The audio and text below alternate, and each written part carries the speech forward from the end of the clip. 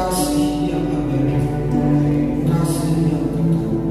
Engkau Bapa yang setia, walaupun Tuhan kami tidak setia, namun Engkau Allah yang setia. Engkau tidak mengingkari janji. Terima kasih Tuhan, dimuliakanlah nama-Mu pada pagi hari ini. Segala ekspresi, segala musik, segala nyanyian, tepuk tangan, suara yang kami naikkan di hadapan Tuhan. Oh Tuhan, menjadi ukupan yang harum, yang lain di tahta, menjadi persembahan yang harum, pujian yang menyenangkan hati Tuhan. Karena bagaimanapun dalam segala situasi dan kondisi, Engkau harus dimuliakan. Kami memuliakan Engkau berdasarkan apa yang sedang kami alami, tetapi berdasarkan siapa Tuhan kami. Terima kasih Tuhan. Kuasa Roh Kudus tolong kami untuk mengerti kebenaran Tuhan yang akan kami dengarkan. Urapi pendengaran kami, urapi mata kami untuk membaca firman-Mu.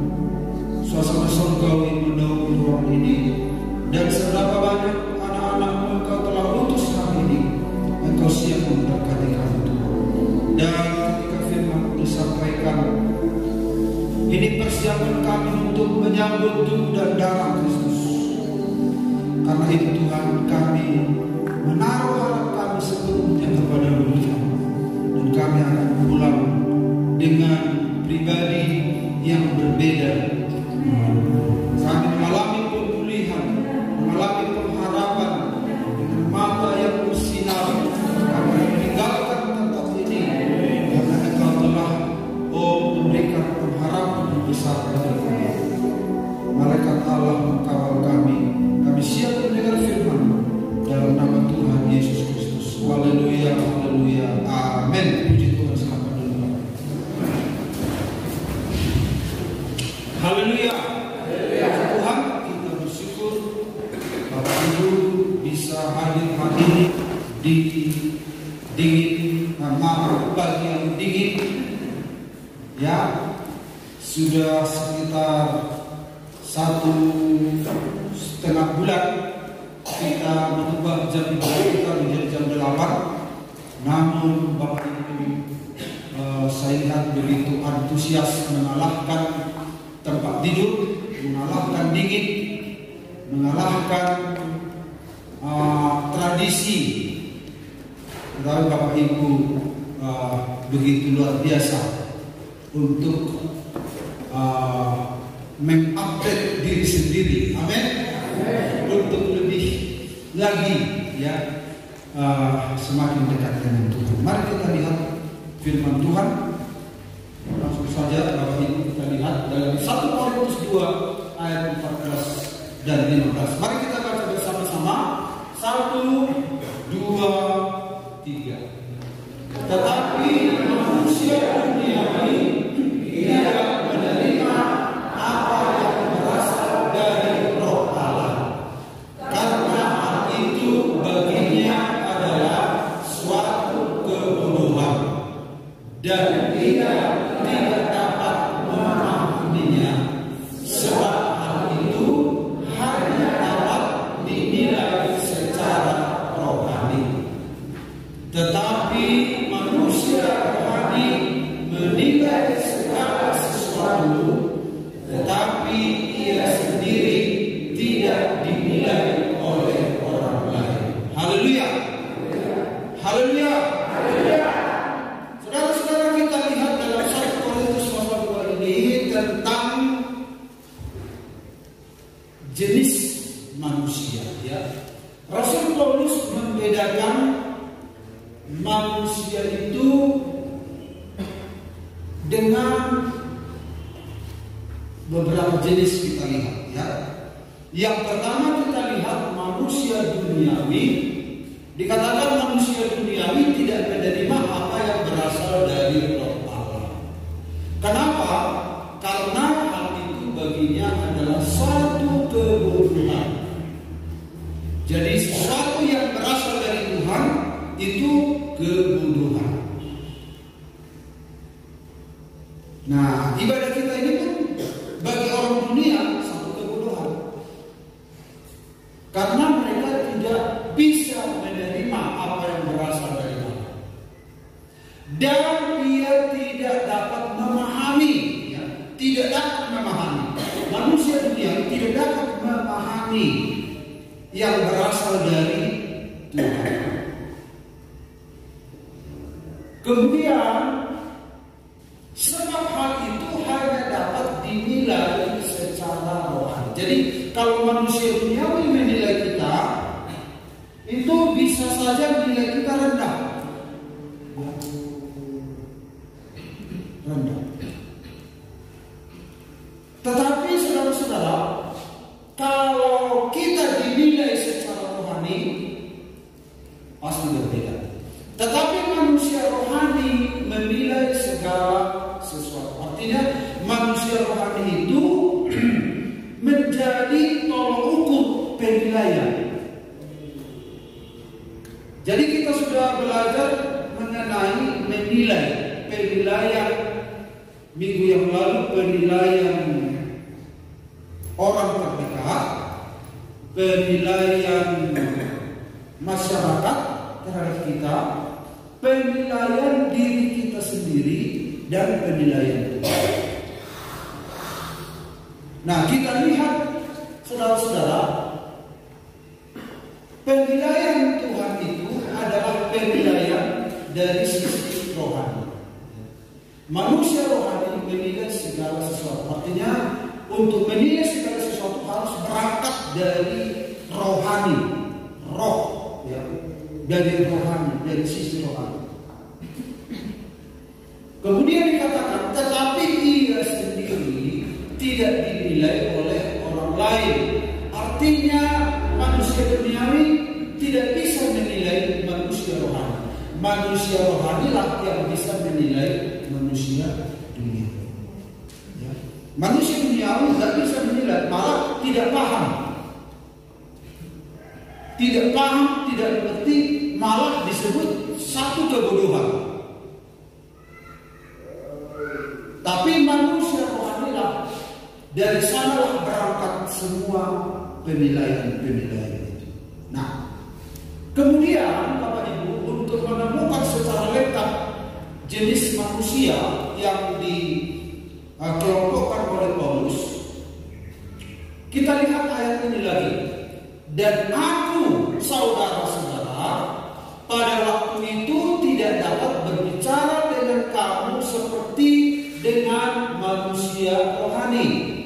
Jadi Rasul Paulus berbicara kepada orang Korintus, dan Rasul Paulus yang sudah menjadi manusia rohani berbicara kepada jemaat Korintus, tapi tidak nyambung. Tidak nyambung. Nah, supaya nyambung, bagaimana caranya? Rasul Paulus harus menurunkan berpikir seperti orang Korintus berpikir. Tetapi hanya dengan manusia dunia. Artinya orang-orang Korintus kalau bicara tentang kata tentang pertudion kan nyambung. Alai kata tentang perdagingan nyambung.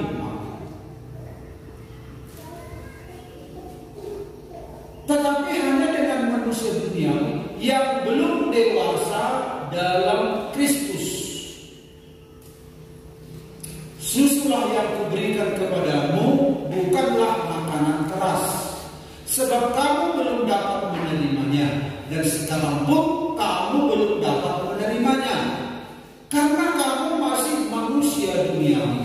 Sebab jika di antara kamu ada iri hati dan perselisihan, bukankah hal itu menunjukkan bahwa kamu manusia duniawi dan bahwa kamu hidup secara manusiawi? Jadi Bapak Ibu, kita sudah lihat tadi dari 1 Korintus pasal 2 ayat 14 dan 15, 1 Korintus 3 sampai 3. Kemudian setelah kita rekap, kita menemukan di sana ada 3 jenis manusia. Nah, jadi inilah manusia. Bapak Ibu bisa lihat gambarnya ini dari belakang. Kalau di laptop ini jelas begini, kalau di sini bisa mamanya si Lenny bisa lihat. Jadi jiwa baru jiwa baru. Nah, bisa lihat ya. Nah ini manusia dari sudut pandang Allah dibagi menjadi, kita lihat ini ya. Nah, ini orang fasik, orang tidak percaya. Ini Kristen, orang percaya kepada Kristus ya. Jadi manusia itu dibagi ke dalam dua kelompok besar. Ya, kelompok besar itu disebut manusia duniawi dan manusia rohani. Ya, jadi kalau dalam saya kelompokkan begini, ini manusia duniawi, ini manusia rohani. Nah, ada irisan di sini. Nah, ini nanti menjadi sebuah pertanyaan. Kok bisa begini ya? Nah, irisan dalam istilah matematika ya, ada irisan. Akhirnya nanti ada jadi 3 kelompok. Nanti kita lihat itu yang sedang kita pelajari. Di bagian manakah kita nanti kelompok ini? Mari kita evaluasi, introspeksi diri kita. Ya, amin. Nah, mari kita lihat Bapak Ibu. Manusia duniawi. Sekarang kita lihat yang pertama, manusia duniawi. Manusia duniawi dalam 1 Korintus 14, tetapi manusia duniawi tidak menerima apa yang berasal dari Roh Allah. Nah, jadi kalau kita jelaskan seringkali firman Tuhan kepada kita semua, firman Tuhan, saya kok nggak ngerti ya, nggak nyambung ya. Nah, ini menjadi salah satu tanda bahwa kita belum bisa menjadi manusia. Kenapa nggak nyambung? Kenapa aku nggak paham? Bisa saja anak Tuhan itu masih manusia.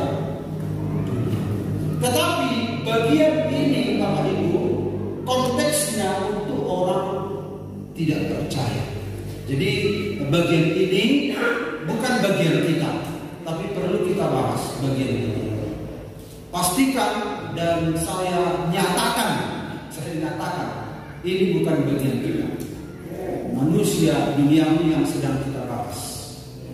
Tapi perlu kita ketahui untuk membandingkan diri kita nanti, orang yang percaya. Amin. Nah, mari kita lihat manusia duniawi itu yang pertama, tidak menerima apa yang berasal dari Roh Allah, karena hal itu baginya adalah satu kebodohan dan dia tidak dapat memahaminya, sebab hal itu hanya dapat dinilai secara rohani.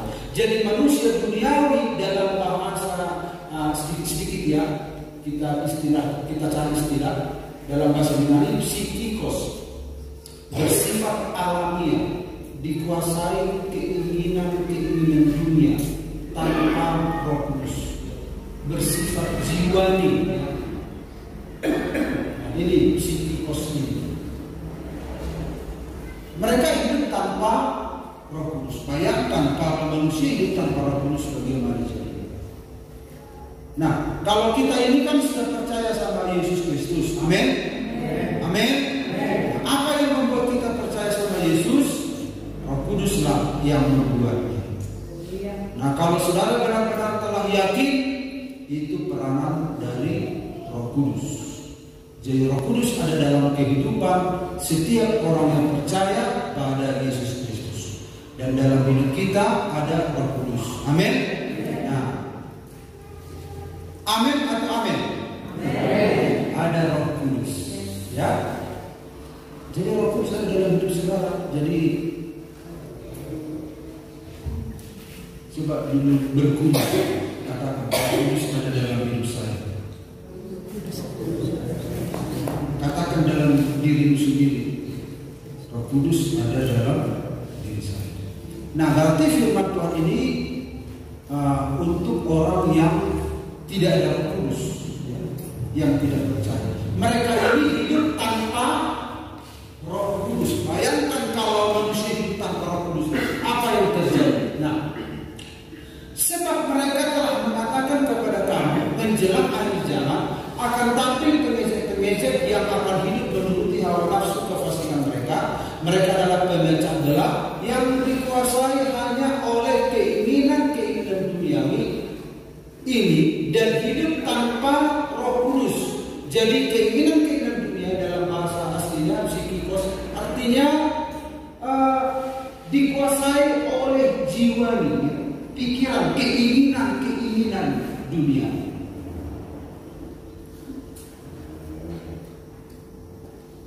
Itulah orang manusia dunia. Semua keinginan-keinginan dunia.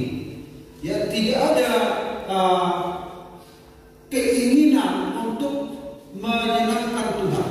Tidak ada keinginan, dia tidak berpikir bagaimana untuk menyenangkan Tuhan. Dia tidak berpikir yang kulakukan ini cocok dengan Tuhan atau tidak.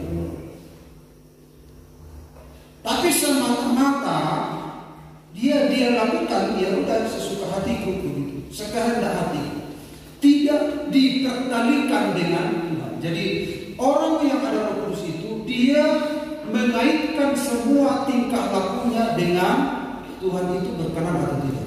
Itu yang ada Roh Kudus ya. Jadi kalau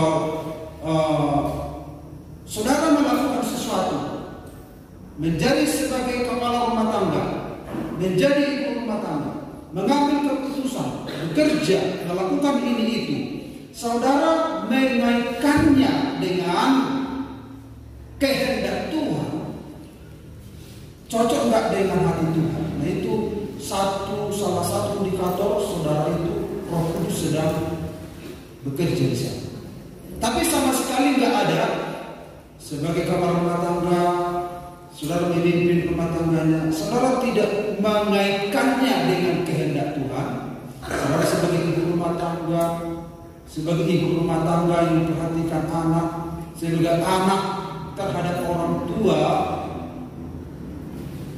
dalam segala aktivitas tidak dipertalikan dengan Tuhan, tidak mengaitkannya dengan Tuhan, bahkan dalam bisnis, dalam usaha, dalam pekerjaan, dalam pertanian. Misalnya kalau saudara sedang bertani, lalu di samping ladang saudara ada buah apa namanya, seperti di sini, buah, tolong lihat, buah apa di sini?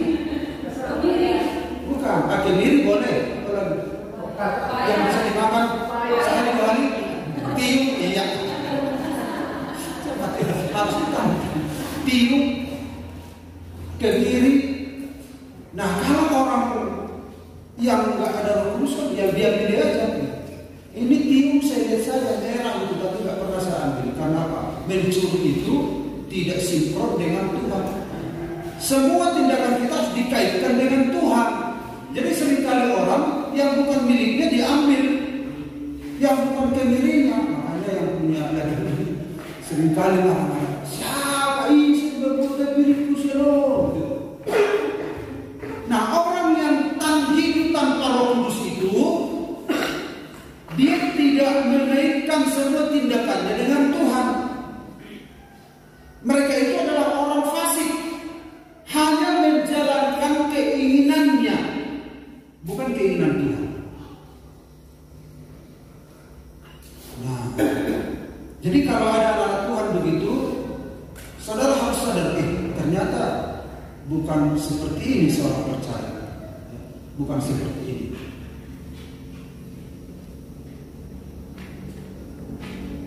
Jadi walaupun ngiler nengok, karena semua tindakan kita itu dilihat Tuhan dan dikaitkan dengan perkenan Tuhan, kita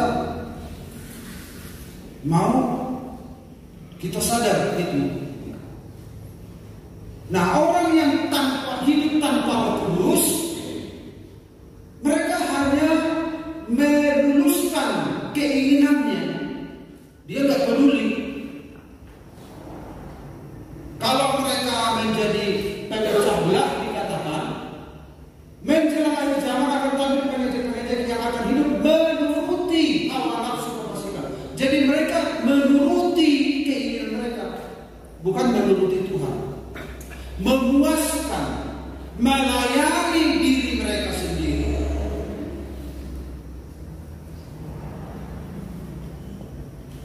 Mereka hanya saudara-saudara mempersilahkan keinginannya untuk tercapai.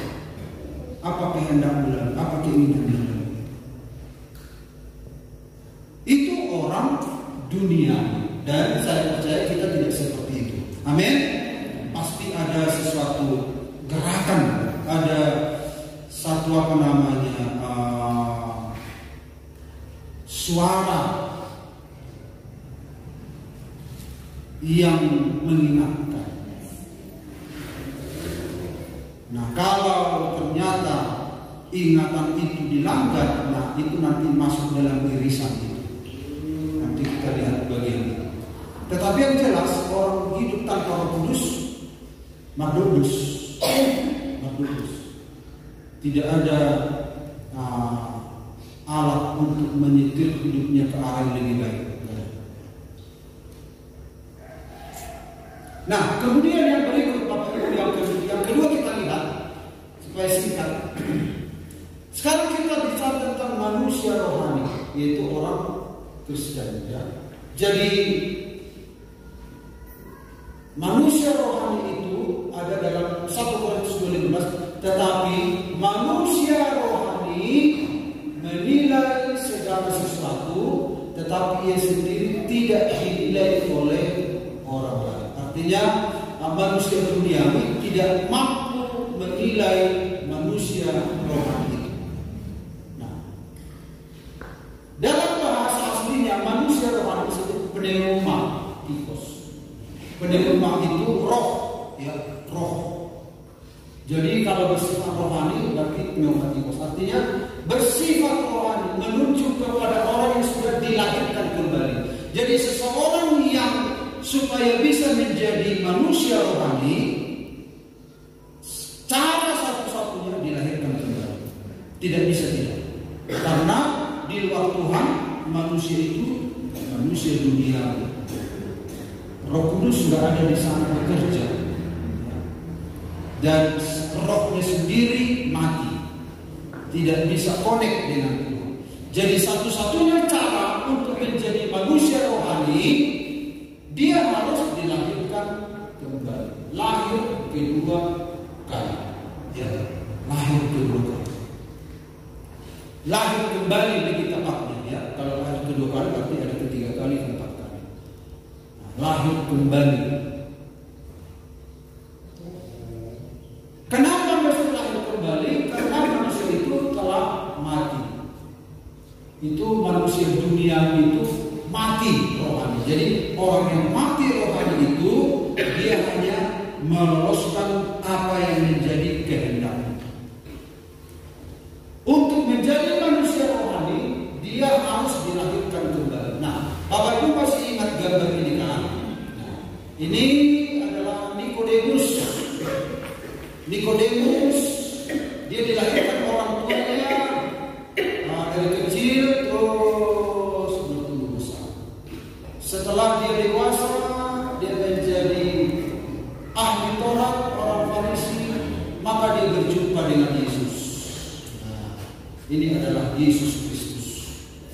Jadi, si Nikodemus berkata, "Guru, bagaimana caranya untuk masuk ke dalam kerajaan Allah?" Lalu Yesus berkata, "Engkau harus dilahirkan kembali." Apa kata Nikodemus? Dia berpikir mundur, ya. Dia berpikir mundur. Bagaimana caranya saya dilahirkan kembali? Saya sudah tua. Apakah aku harus masuk lagi ke dalam rahim ibu? Aku sudah tua, mana mungkin? Nah, manusia duniawi itu tidak mengerti, ya. Tidak nyambung, tidak bisa memahami hal-hal yang rohani. Manusia duniawi tidak bisa memahami hal-hal yang rohani. Nah, jadi orang Nikodemus, saudara, yang walaupun dia pintar Alkitab, mengutak-atik Alkitab, kata demi kata, bahasa Yunaninya, bahasa Ibraninya, bahasa apanya lagi, segala macam. Tapi hanya satu hal yang dikatakan di sini, engkau harus dilahirkan kembali. Tapi dia tidak paham tentang lahir kembali, malah dia berpikir, bagaimana aku bisa masuk ke dalam rahim ibu? Ikut tumbuh pada halihan. Padahal maksud Yesus adalah ketika seorang percaya kepada Yesus, maka rohnya itu dihidupkan kembali. Manusia itu berdosa sejak lahir, ya. Tidak ada yang benar, seorang pun tidak. Tapi ketika seorang percaya pada Yesus, rohnya itu dihidupkan kembali, kemudian dia dilahirkan. Nikodemus semakin bertambah tua, tetapi dia dari lahir di sini. Kalau dilanjutkan perjalanannya, fisiknya makin tua, tapi secara spiritual, secara rohani dia makin besar. Demikian selanjutnya. Nah, jadi manusia rohani itu adalah ini, Bapak Ibu, ya. Ini yang disebut dengan lahir kembali, tubuh padua haliron. Jadi kalau orang tidak percaya sama Yesus itu, mereka itu adalah manusia dunia, hidup tanpa Roh Kudus. Mereka bagaikan apa yang dikatakan oleh pengkhotbah. Mereka hidup, kemudian mati dan akan masuk ke dalam neraka. Jadi untuk menjadi manusia rohani harus percaya kepada Yesus dan dia akan lahir kembali. Inilah yang disebut dengan lahir baru, lahir kembali. Tidak mungkin orang menjadi manusia rohani kalau dia tidak lahir kembali. Nah, inilah ciptaan baru. Baru kita belajar tentang ciptaan baru, ya. Inilah ciptaan baru, hidup yang baru. Inilah hidup yang lama, ciptaan yang lama. Makanya Paulus bilang, kalau masih ingat 2 minggu lalu firman Tuhan, yang lama telah berlalu, sesungguhnya yang baru sedang datang. Jadi yang baru yang sedang datang ini berprogres dia, berprogres terus. Datang lagi begitu. Jadi tidak hanya di sini. Dia bergerak. Yang baru telah datang, maksudnya situ, yang baru sekali datang, udah selesai juga. Tapi datang terus dia, ya, datang, bergerak terus. Yang lama telah berlalu. Nah, untuk menjadi manusia rohani harus lahir baru, tidak mungkin. Dia tidak akan memahami nanti tentang dari Roh Allah. Yang dari Tuhan itu dia nggak paham. Nah, jadi ini menjadi salah satu alat untuk mendeteksi. Kenapa ya? Setiap saya mendengar firman, saya tidak paham sama sekali. Kalau begitu, tanyakanlah dirimu. Saya sudah lahir kembali atau tidak? Tapi saya percaya semua Tuhan sudah mengerti ketika disampaikan. Khotbah ngerti. Tapi orang yang belum lahir kembali nggak mengerti. Mereka menyangkal tentang pekerjaan Roh Kudus. Mereka hanya mengutak-atik itu ayat secara inilah. Mereka tidak menyadari bahwa harus Roh Kudus yang menghidupkan setiap kata, setiap ayat. Mereka menyangkali tentang bahwa ada Allah di balik huruf yang mati itu. Mereka hanya Dan ketika salah untuk mengeja asal kata teks itu, lalu langsung dikatakan sesat. Karena mereka menyangkal di balik teks yang mati ada roh yang menghidupkan, memberi pengertian yang lebih dalam sampai ke dalam roh manusia itu sendiri. Jadi mereka menginginkan definisi sebatas otak, ya. Definisi sebatas otak. Makanya disebut jiwa. Jadi kalau tidak cocok dengan otaknya,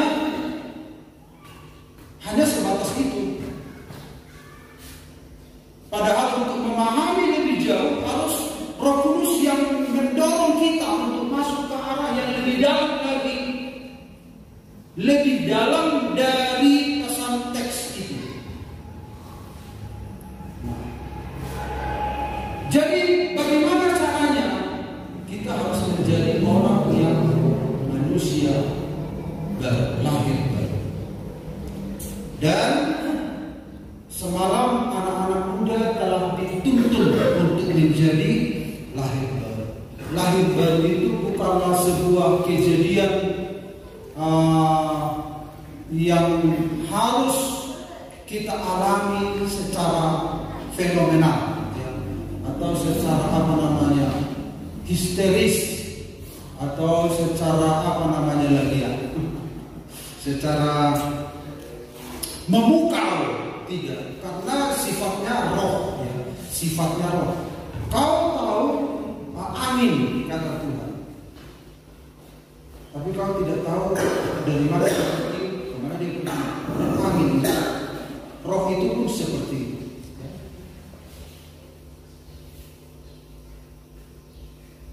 Jadi pekerjaan Roh Kudus itu bekerja sedemikian rupa. Kadang secara fenomenal, secara istilah terlalu keren, fenomenal. Mau disebutkan dulu kata-kata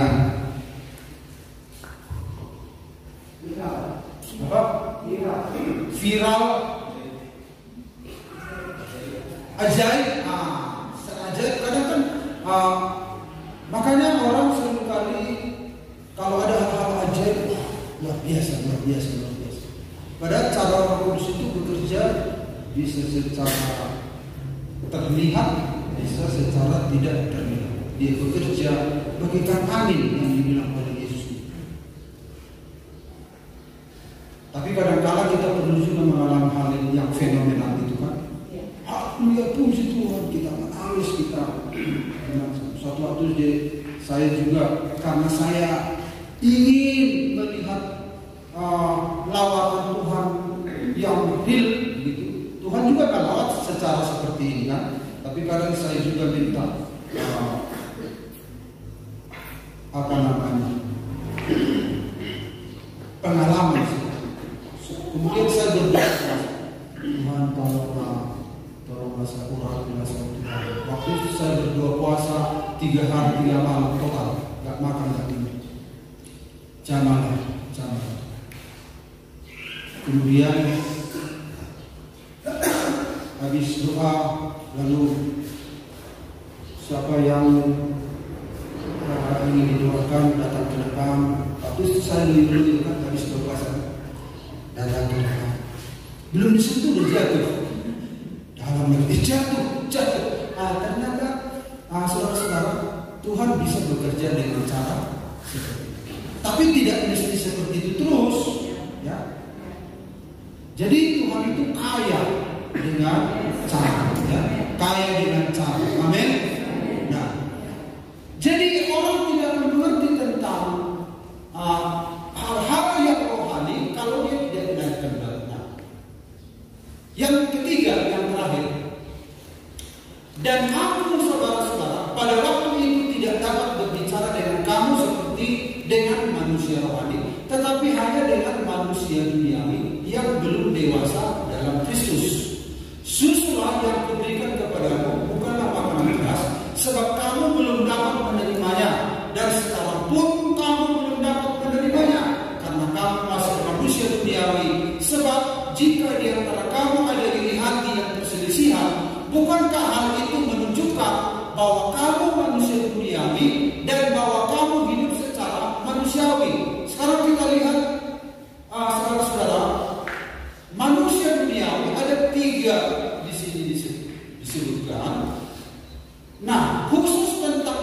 manusia duniawi di dalam teks ini beda dengan manusia duniawi di dalam 1 Korintus 2 ayat 14-15. Di sini manusia duniawi disebut sarkikos, bersifat daging, ya, tidak rohani. Nah, ini diarahkan kepada jemaat Kristen, jemaat Korintus yang saudara-saudara bersifat daging, tidak rohani. Dia manusia rohani, tetapi dia bereksen tidak rohani. Begitu. Itu yang disebut dengan Kristen duniawi.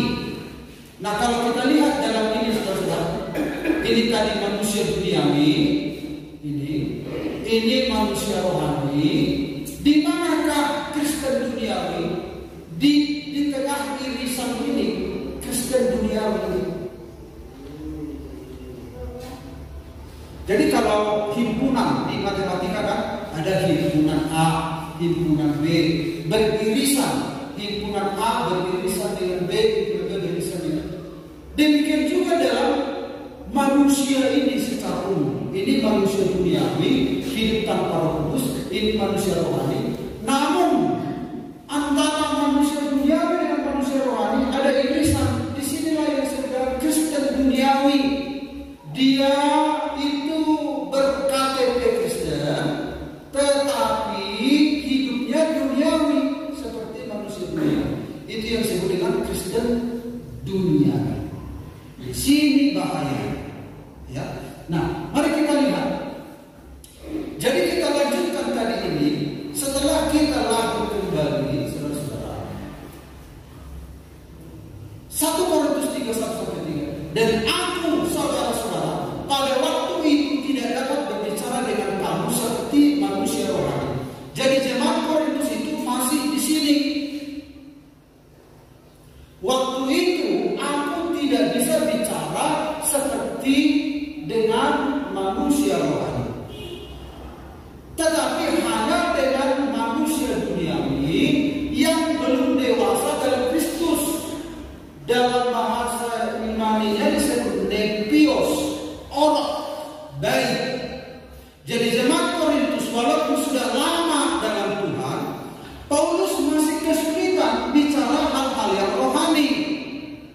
Memang orang Korintus sudah lahir baru, tapi tidak berprogres sampai dewasa.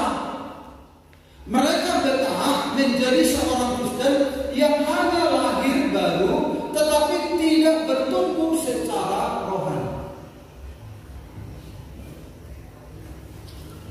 Jadi saudara-saudara, ini yang menjadi beban Rasul Paulus. Banyak hal yang akan kusampaikan kata Paulus, tapi kamu belum bisa memahaminya. Untuk memahami banyak hal dari Tuhan, maka kita harus bertumbuh. Makanya visi gereja kita itu menjadi garam dan terang melalui perubahan hidup yang semakin serupa dengan Kristus. Itu bergerak, saudara-saudara. Mungkin umur kita sudah begini, umur kita secara fisik sudah bertambah tua, tapi secara spiritual, secara rohani masih belum dewasa. Sehingga ketika disampaikan tentang hal-hal yang besar dari Tuhan, tentang masa depan gereja, tubuh Kristus, tentang tugas dan tanggung jawab, tentang banyak hal yang akan Tuhan berikan, Tuhan nyatakan bagi gerejanya. Harta sorgawi yang tersimpan, yang diperuntukkan untuk kita, sulit kita cerna, sulit kita pahami. Karena apa? Tidak bertumbuh, masih orok, masih baik. Makanya kalau kita lihat saudara-saudara, susulah yang kuberikan kepadamu bukanlah makanan keras, sebab kamu belum dapat menerimanya, dan sekarang pun kamu belum dapat menerimanya. Bapak Ibu perhatikan kalimat pertama Susulah yang kuberikan kepadamu, bukanlah makanan keras, sebab kamu belum dapat menerimanya. Rasul Paulus menunjukkan di sini bahwa seorang anak Tuhan harus minum susu yang murni dari Tuhan. Itu ada dalam Alkitab. Dan jadilah sama seperti bayi yang baru lahir, yang selalu ingin akan air susu yang murni dan yang rohani, supaya olehnya kamu bertumbuh dan beroleh keselamatan. Artinya adalah syarat untuk makanan keras harus minum susu. Tidak mungkin seorang bisa makan keras kalau belum minum susu. Susu dan makanan keras itu bicara tentang firman Tuhan. Susu itu adalah ajaran-ajaran dasar kekristenan, sementara makanan keras adalah lanjutan dari ajaran dasar. Ajaran-ajaran dasar kekristenan, ya. Kalau ajaran dasar saja kita tidak penuhi sebagai fondasi, bagaimana kita bisa makan makanan keras? Syarat untuk makan makanan keras harus mendapatkan susu yang murni, yaitu firman Tuhan, yaitu fondasi dasar-dasar kekristenan. Tentang lahir baru, tentang pertobatan, tentang percaya pada Kristus, itu dasar-dasar kekristenan.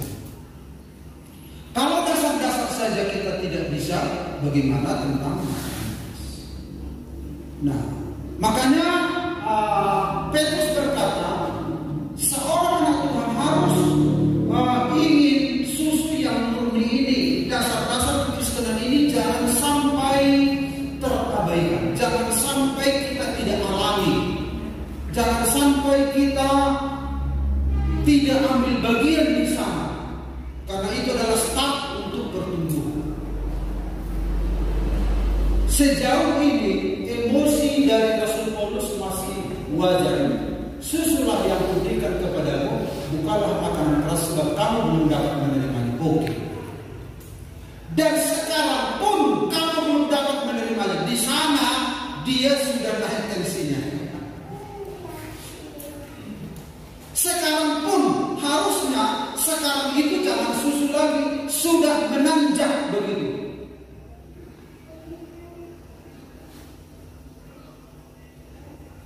Paulus tidak menyangkal bahwa makanan asupan nutrisi orang Kristen itu adalah firman.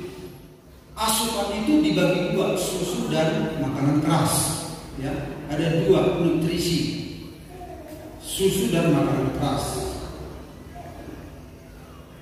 Tetapi dan sekarang pun kamu belum dapat menerimanya. Di sini jadi masalah. Kenapa sampai sekarang kamu belum dapat menerimanya? Nah, kemudian kita lihat lanjut. Dalam Ibrani 15, sebab sekalipun kamu ditinjau dari sudut waktu, sudah berapa lama kita menjadi Kristen?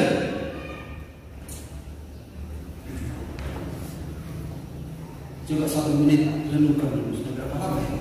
1, 2, 3, 4, 5, 6 tahun, 7 tahun, 4 tahun, 5 tahun. Renungkan. Sudah? Sudah? Sudah ya? Baik.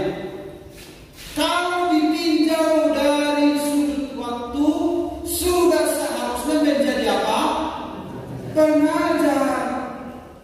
Sudah waktunya menjadi orang yang bisa berbagi dengan apa yang dialami, apa yang sedang dilakukan, yang sudah dilakukan. Di sini ada di Yazibata saya sampaikan ya. Psikologi pendidikan begini caranya. Oh, sini ya. Sini ya. Kalau kita hanya mendengar, itu kita ingat 10%. Kalau kita melihat, itu kita ingat 50%. Kalau kita melakukan, kita ingat 90%. Jadi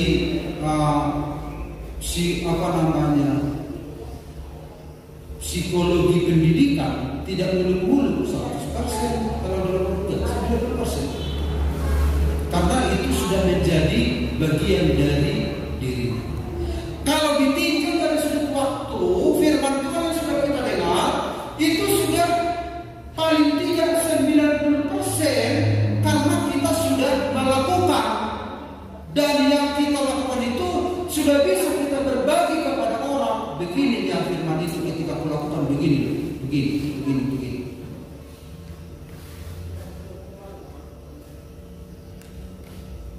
Belum bisa menjadi mentor bagi jiwa baru, belum bisa mengarahkan jiwa baru.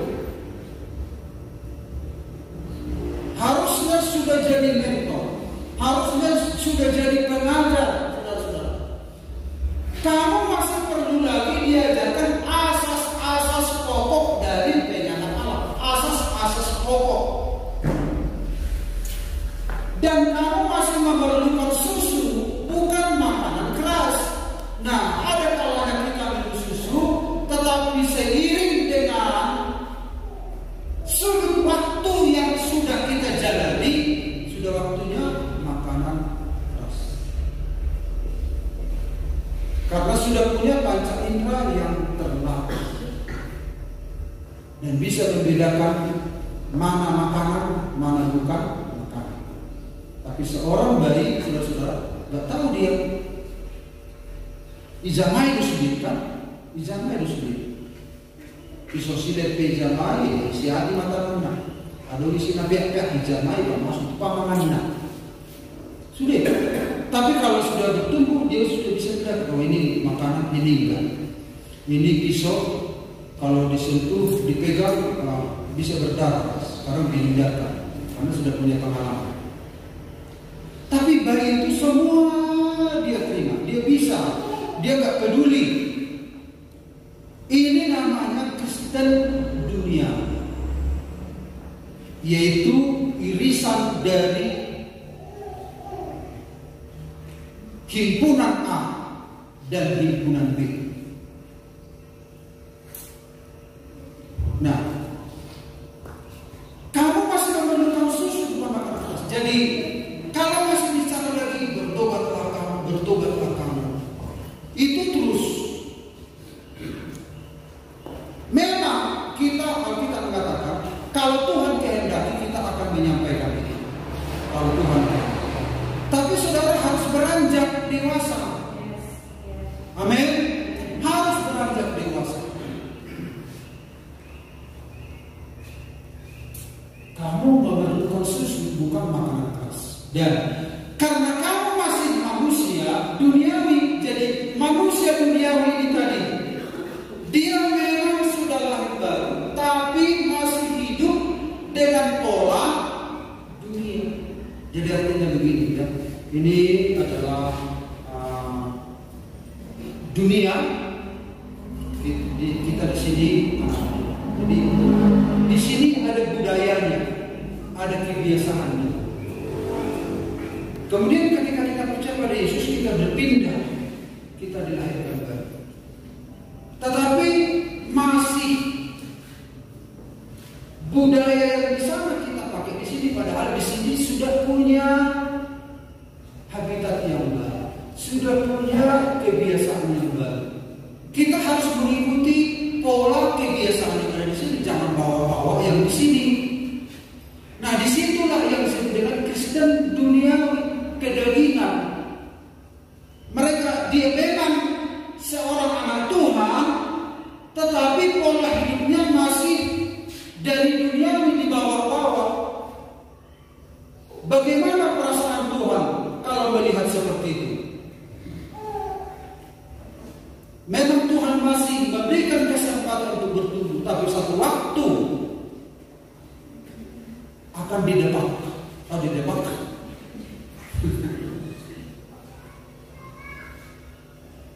Makanya perlu bertumbuh Bapak Ibu, karena kamu masih dunia. Sebab jika di antara kamu, nah Rasul Paulus memberikan dua petunjuk atau dua indikator manusia duniawi. Sebab jika di antara kamu ada iri hati dan perselisihan. Jadi kalau ada iri hati, kalau ada perselisihan, bukankah hal itu menunjukkan bahwa kamu manusia duniawi dan bahwa kamu hidup secara manusiawi? Jadi kalau ada iri hati, perselisihan, itu menjadi penanda bahwa kita belum melepaskan sifat dari hidup lama kita bawa ke dalam komunitas tubuh Kristus. Itu harus ditinggalkan, itu harus ditinggalkan. Jadi berapa banyak anak Tuhan yang hidup seperti itu di dalam irisan itu. Nah, karena itu Bapak Ibu,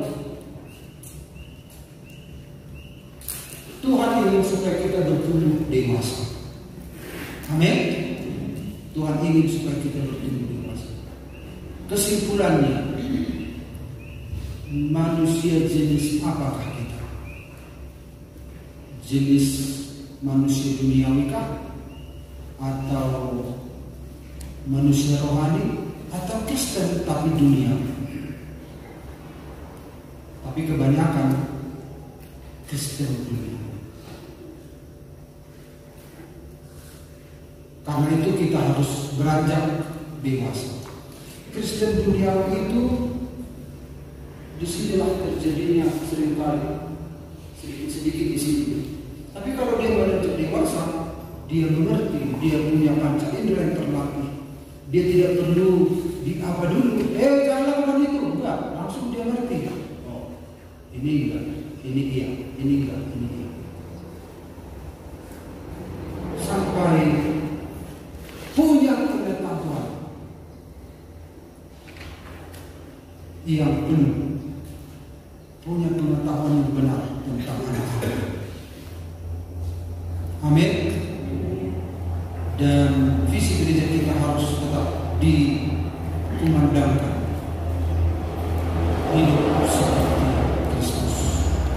Memang walaupun kita menemukan diri kita seringkali gagal oleh kasih karunia, ketika kita rindu terus menyenangkan hati Tuhan, tanpa kita sadari pun itu akan berubah dalam kehidupan kita. Amin. Supaya kita tidak menjadi orang yang bahan bulan-bulanan dunia ini dikerjai oleh setan. Ini seringkali dikerjai karena dia nggak tahu menahan apa yang ada di luar dirinya, dia nggak tahu. Dia masih bergantung.